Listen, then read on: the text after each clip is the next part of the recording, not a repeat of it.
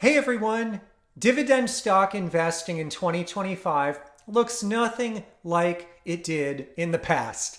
I want to share with all of you today in 2025 how I would hypothetically invest $10,000. I've done these videos in the past. I'll link to them in the pinned comment below, but so much has changed. And so I thought it would be really fun to revisit this topic. Ian, right now, how would you hypothetically invest $10,000? So in the video today of this two-part series, I want to go through the strategic themes. I have 5 themes strategically that share how I would look at the stock market right now and how I am looking at the stock market right now. In the next video, part 2, it builds on this video today and shares a hypothetical $10,000 portfolio. So, the themes. How am I looking at things right now as a dividend investor in 2025? Well, many of you know of me as PPC Ian, and I'll always be PPC Ian, but these days, you could also call me ETF Ian. Check it out on the screen. You will see right now in my portfolio and also in this hypothetical portfolio of $10,000, I am really changing my worldview of how I invest. And I am investing increasingly through ETFs. In fact, on a go-forward basis, I want to allocate at least 70% of my net new capital invested into ETFs. Look, if you've been following me for a while, if you're on my Patreon, on my corner Patreon tier, you've seen it. I have over there my portfolio with the percentage allocation to each position. And my portfolio right now largely is comprised of individual stock positions. And I rarely sell stocks. I rarely sell them. There are some exceptions. If there's a dividend cut and I don't think the dividend is ever going to come back, if the fundamentals change and I don't think the fundamentals could be repaired at all, or if there's kind of an emergency cash flow, kind of a cash needed situation, of course, I will sell. But in general, my goal is to never sell stocks. So looking at my portfolio right now, which is comprised of all these individual stock positions, will I be selling and redeploying into ETFs? No. There's also strategic reasons for that. As you can see on the screen in front of you, I list some of them here, but why don't I sell? Well, there's the bar of soap analogy. The more I handle my portfolio, the less I have. Also, I want to just safeguard against trading too much. There's tax benefits to not selling because I have built-in gains, and these are unrealized capital gains. Also, I'm just a ride or die investor. Put in the comments below if you remember back in the day, I used to use that term a lot. I had a lot of my ride or die stocks that I shared on this channel. Put in the comments below if you remember. So, I'm not changing what I've done in the past, but on a go-forward basis, I'm really focused on ETFs. And of course, hypothetically speaking, if I were starting over and just building a portfolio from scratch here, I'd probably be really focused on ETFs, and you're going to see that in part 2 of this 2-part video series. But as you can see on the screen in front of you right now, what am I looking at? Well, 2025 is unlike anything I've seen. Look, we're in a new era of uncertainty. And in times of uncertainty, I like broad diversification, not only in the US, but internationally. Also, there's actually an added benefit to ETFs versus my own management. I've found that not only do they offer a good starting dividend yield, but they have superior compound annual growth rates on the dividends. I actually think over long periods of time, the ETFs could outperform even my own seasoned dividend stock portfolio management. And so what are the 2 ETFs that I'm most focused on in 2025? The first one is SCHD. Here, check it out on the screen right now. SCHD, you can see the ticker right there. That is the Schwab US Dividend Equity ETF. I will link to some videos in the pinned comment below that I have shared on that ETF. It is my primary goal this year to build my position. The next one is SCHY. This is really the international ETF that is very comparable to SCHD. It is the Schwab International Dividend Equity ETF. And I'll link to that video in the pinned comment below. But Yeah, theme number one right now in these times of uncertainty, I have become an ETF investor. But again, I'm not changing things from the past, and you will find me buying some individual stocks here and there from time to time as well. So, what is theme two? As I approach investing, as I approach this hypothetical situation of deploying 10,000 right now in 2025, well, as you can see on the screen in front of you right now, the real second theme is I want to invest in companies that are focused on either the US market or the international market, but not really both at the same time, because we live in a world right now that is headed away from globalism. We're seeing countries focus more inward on their own citizens, on their own constituents. We're seeing some headwinds in global trade. And so I built my portfolio back in the day on the big multinationals. Some of the best examples are Procter Gamble, ticker PG. They sell a lot of products here in the US, but also abroad. Another really fascinating example is Philip Morris. Philip Morris, ticker PM, and it's been one of my best performers as of late, but I'm not buying here. I'm not reinvesting either. I'm taking the dividends. I'm selectively reinvesting elsewhere. Philip Morris has a lot going for it. It does. And they're selling one of their products, a very popular product, here in the US. But generally speaking, the way their business has historically operated is the business is based in the US, but their sales are international. In a globalized world, something like that is a great setup. But in a world where we're focused more inward and countries are becoming more inward focused and global trade is slowing down and breaking down a bit, and even there's some kind of talks internationally, hey, should we boycott US products? There's things like that. I get a little worried about these companies that are the big multinationals, that are big US global multinationals. Now, look, I'm not selling. I still believe in them over the long term. I think some of the challenges we're facing now will dissipate over time. But what 2025 has taught me is I ought to be a little more cautious about those multinationals than I have in the past. Okay, so as you can see on the screen, what am I doing by difference? What is the other strategy that I'm looking at? Well, these days I'm more of a fan of pure plays. And so here's an example. Altria, they're just in the US. I don't have to really worry about Altria too much, because if globally their main brand is even boycotted, it doesn't matter. In fact, some of this increased patriotism, really celebrating one's own country, well, that works in the favor of Altria for their consumers, which are all based here in the US. Another example, and this one doesn't even pay a dividend, but I own it. I own a small position. My patrons already know this. Again, I'll link to my Patreon in the pinned comment below, is Dutch Bros. And so Dutch Bros is just based here in the US right now. I don't need to worry about their international business at all. Now, of course, there could be pure plays internationally as well. And so I share two US examples here, but of course, there could be pure plays internationally as well. And again, these themes are meant to be directional. These themes are not meant to be all or nothing. We live in a world of paradoxes. As an investor, I could simultaneously believe two different themes that conflict with each other, and you'll see that all day in my portfolio. But I'm just trying to share things have evolved now, and it's different than before. Globalism is not what it was before, and that just has to be factored into my portfolio construction, both in the $10,000 hypothetical portfolio, but also, of course, my own portfolio as I deploy net new capital.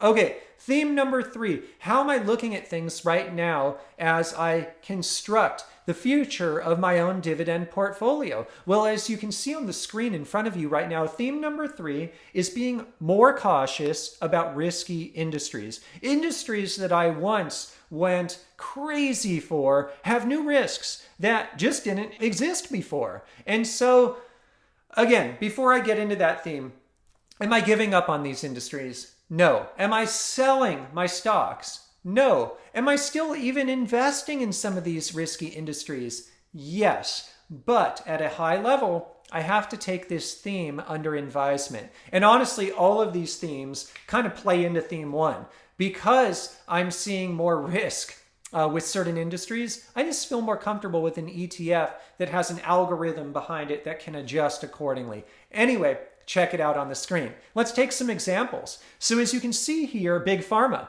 One example is Johnson & Johnson, one of my largest ride or die core positions. I'm not really buying more here, but I am reinvesting.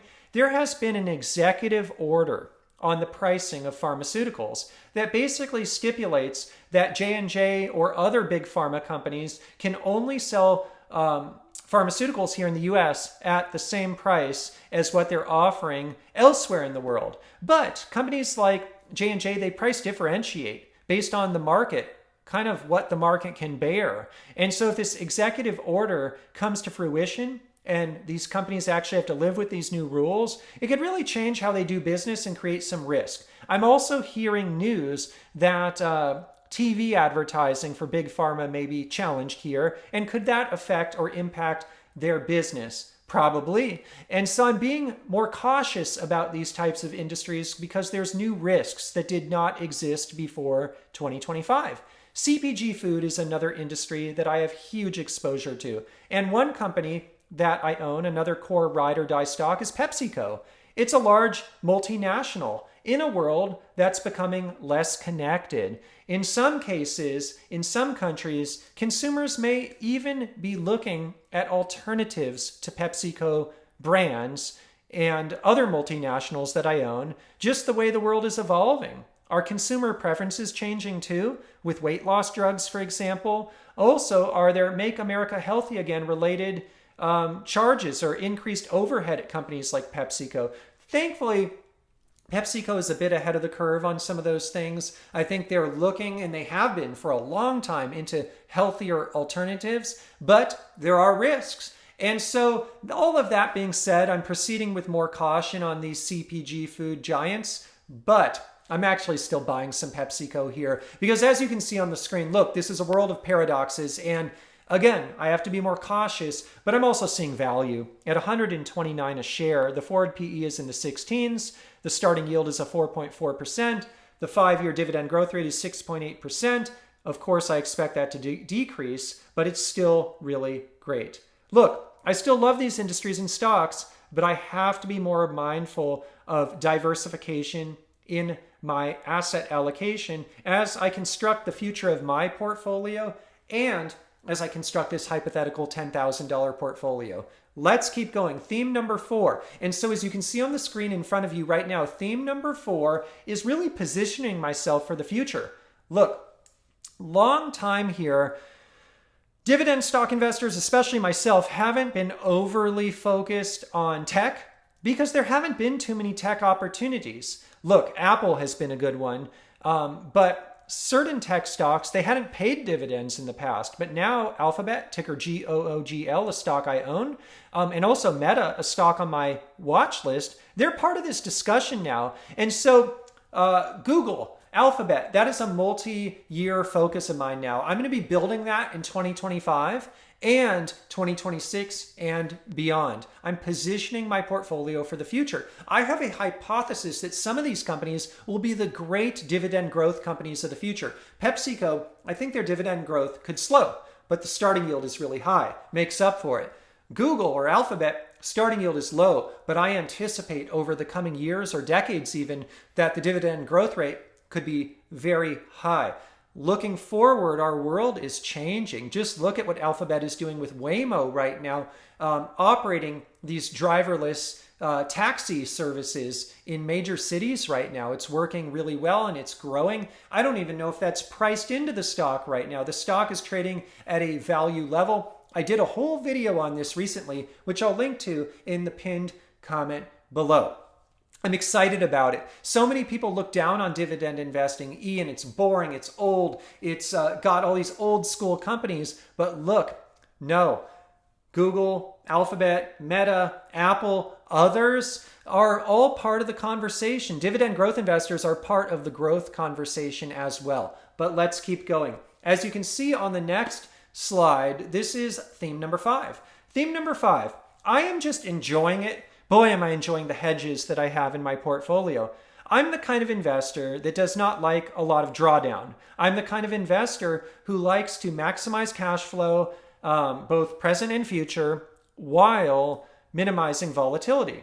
Look, I'm just thankful that I own the SIN stocks. I'm not really adding here, but I'm even taking my dividends out, selectively reinvesting elsewhere. But hypothetically, if I were constructing a brand new portfolio right now, I don't think I could overlook the SIN stocks. They've gone up a bit, but I still think they have more room to go up. Not Philip Morris, but BTI and also Altria are two that I still see some value at right now. I love these hedges because in bad times, what do consumers look for? They look for just the simple comforts in life. And SIN stocks provide just that. But as you can see on the screen, check this out. This is interesting. And so what I want to share with you is Altria. I'm going to link to this in the pinned comment, but I did a video early 2024.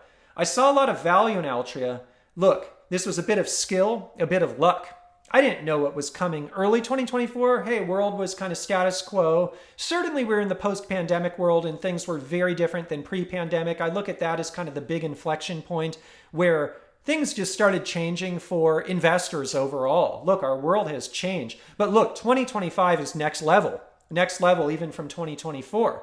But anyway, a bit of skill, bit of luck. I bought it at a value price of $40.19. Look, I started buying way before then, but I'll link to the video from early 2024 in the pinned comment below. I bought because I saw a lot of value there and I bought big, real big. Now we're at $59.49. I'm up 48% on that tranche. Unrealized capital appreciation there. And I locked in a dividend yield. It's around 10% or so. And so good stuff. But that's a theme. There's other hedges out there. SIN stocks aren't the only one. But as an investor, as I approach my own portfolio or even hypothetically building a new portfolio of 10,000, hedging is more important right now than ever before because we live in very uncertain times, very, very uncertain times. Now, I'm an optimist. I think we're going to get through all of these changes and difficulty, and we will get to a kind of new status quo and kind of easy, peaceful, if you will, times again. But as an investor who does not like a lot of volatility, I always hedge because I know those rough times, they always pop up, and there's always times in the market and in the geopolitical climate where things just aren't very great.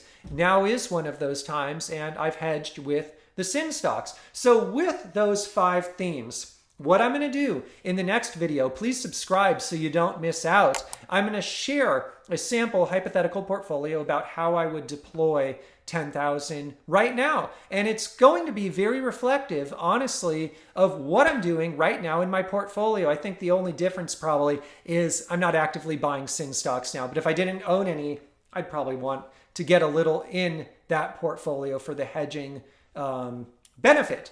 But before I go today, please go ahead and click that like button if you enjoyed the video. It means the world to me. I'm also going to see you all below in the comments. And thanks for being patient with me. I really love this community and I have been meaning to do this video. It's been a very busy summer so far. And so thanks for bearing with me. I know you've been waiting for this video and I can't wait to see you in the comments and I can't wait to see some of you over there on Patreon as well, which I'll link to in the pinned comment below. Before I go, in terms of a full disclosure, I own the stocks mentioned today. I am long the ETF SCHD. I'm long the ETF SCHY. I'm also long Procter Gamble, ticker PG. I'm long Philip Morris, ticker PM. I'm long Altria, ticker MO. I'm long British American, ticker BTI. I'm long Dutch Bros, ticker BROS. They don't pay a dividend. I'm long Johnson & Johnson, ticker J&J. I am long PepsiCo, ticker PEP. I'm long Alphabet, ticker GOOGL. I own those positions in my personal dividend stock portfolio. Before I go today, in terms of a friendly disclaimer, today's video, it's not investment advice. I'm not a licensed investment advisor. Today's video, it's just for fun and entertainment. It's possible to lose money in the stock market. Before you invest, please consult your licensed investment advisor first. Hey everyone, thank you for tuning in. Thank you for supporting PPCE and dividend stock investing for everyone. I appreciate all of you, and I can't wait to see you all in the next dividend stock investing video.